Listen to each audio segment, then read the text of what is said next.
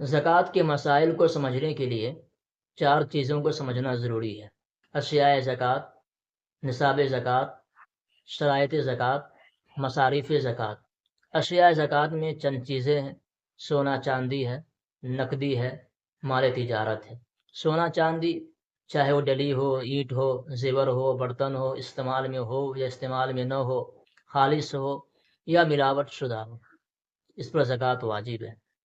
نصاب زکوٰۃ 52.5 تولہ چاندی یا 7.5 تولہ سونا ہو یا اس کے برابر قیمت ہو۔ اور شرائط زکوٰۃ یہ ہے کہ مستحق زکوٰۃ کو زکوٰۃ دے رہا ہو، مالدار کی اس مال پر ملکیت ہو، بغیر کسی عوض کے دے رہا ہو، اس مال میں کوئی حق نہ ہو، عشر وغیرہ نہ ہو۔ اور مصارف زکوٰۃ یہ 8 ہے: فقیر ہو، مسکین ہو، زکوٰۃ وصول کرنے والے ہو،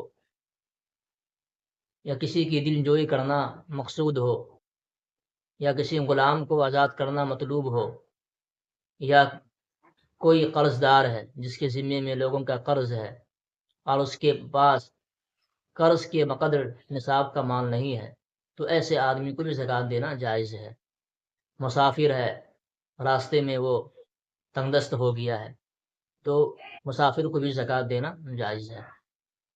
یا اللہ کے راستے میں ہے تو اس کو بھی زکوٰۃ دینا جائز ہے۔ یہ چار چیزوں کو سمجھنا ضروری ہے زکوٰۃ کے مسائل کو سمجھنے کے لیے۔